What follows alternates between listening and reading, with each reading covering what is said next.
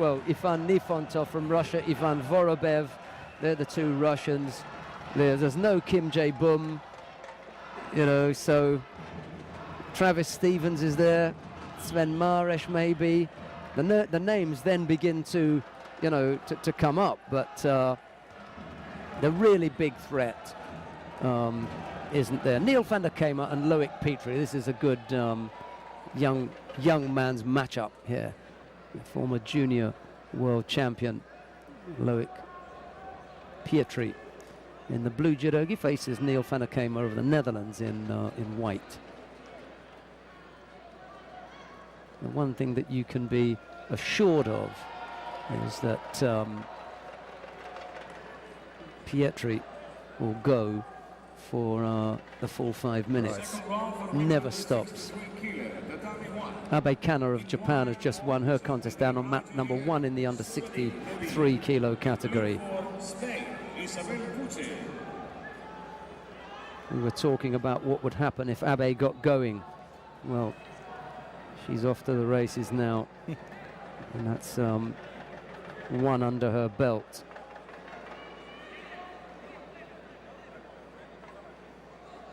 So the Netherlands player picks up a non-combativity penalty to provide the separation, but only a minute gone. A nice attempt there, but it's not going to net anything.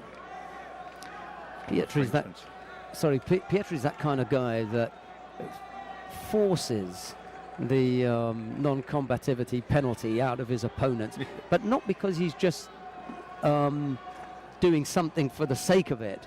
He's actually always busy, you know, and all of a sudden you think, well, yeah, that guy's passive. You know, he hasn't had a chance. No. Pietri's been, you know, he's not quite like Rok Dracic in the 73s, who actually makes movements that really aren't going anywhere. Energizer bunny. Yeah, exactly.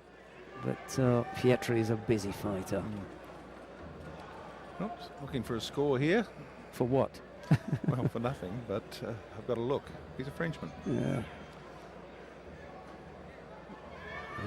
Give scores for rolls from the ground.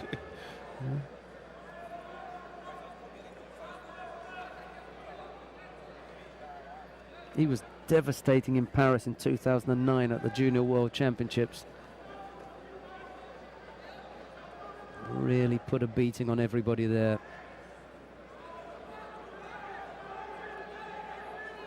It was the championships where they first trialled the single referee. That's right. Thought better of it and then slept on it and then returned to it.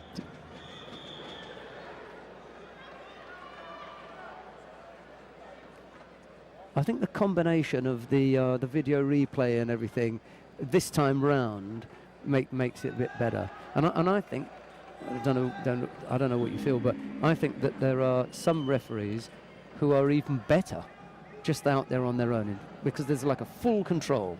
You take full control over it.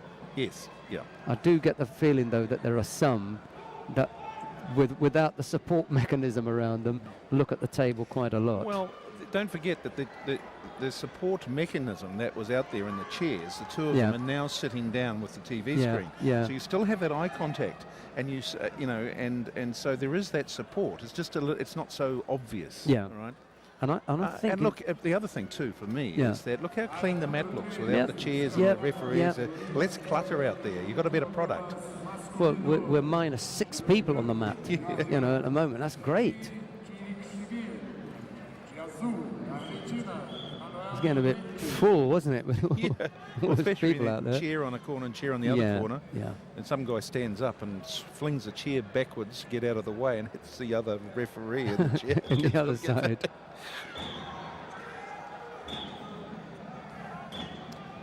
Well, this is becoming a bit of penalty fest. Hopefully we'll see a score soon.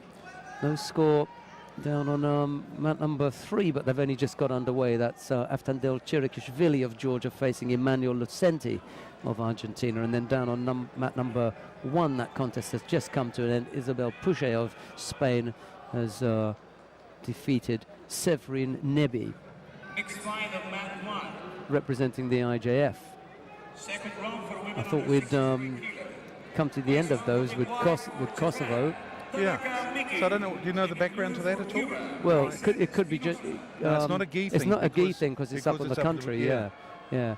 I think she's probably from one of the African nations where there is a dispute about the national federation and who represents it and everything, okay, right. and that because she was in one group or another group, that they've said you can't go, and the IJF said, well, yes, you can, and they've taken her as a guest.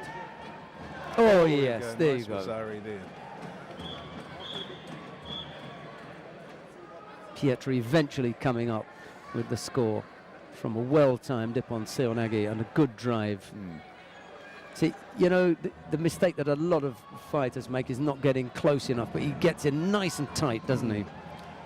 Good and strong. And a good call too there, because it was a bit of a roll and it wasn't fully on the back. So good call on the referee's part. Largely on the back was Zari. Flat on the back, Ippon. And that one was mostly or largely on the back, but not flat. And I like the fact that they've insisted on that. That's what they've said. Yeah. If you're not flat on your back, it's not Ippon. That's what they've said. Or if there's no impact. Yeah. So we get it. I mean, I think I think it's a positive move to identify what an Ippon is and separating it out from a Wazari. Yeah. And so if there's not impact, then it's a Wazari. You know. And so these rolling ones. Wazaris, which were previously given as Ippon. So I think it's a positive thing.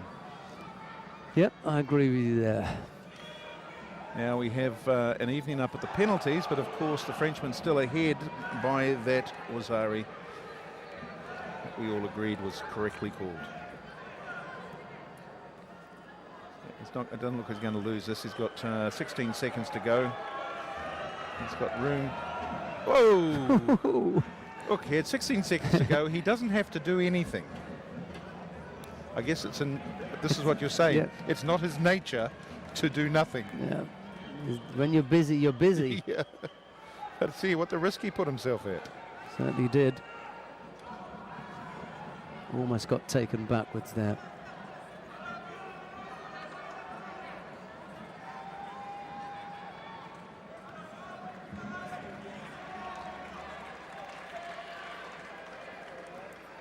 Pietri makes it to the end, having come up with a really attractive Ippon Seoinage, throwing his opponent for Wazari, and that was the winning score. And Chedikishvili has just thrown Lucenti of Argentina down on mat number 3 for Ippon to put him through to the next round. Beginning to pick up pace now, and as you look at the scoreboard, you get a better feel of some of the big names coming up. Sergio Toma, the bronze medalist from 2011, now faces Nassif Elias of the Lebanon. Well, there'll be a big cheer for Nassif Elias because he's actually from Brazil. Another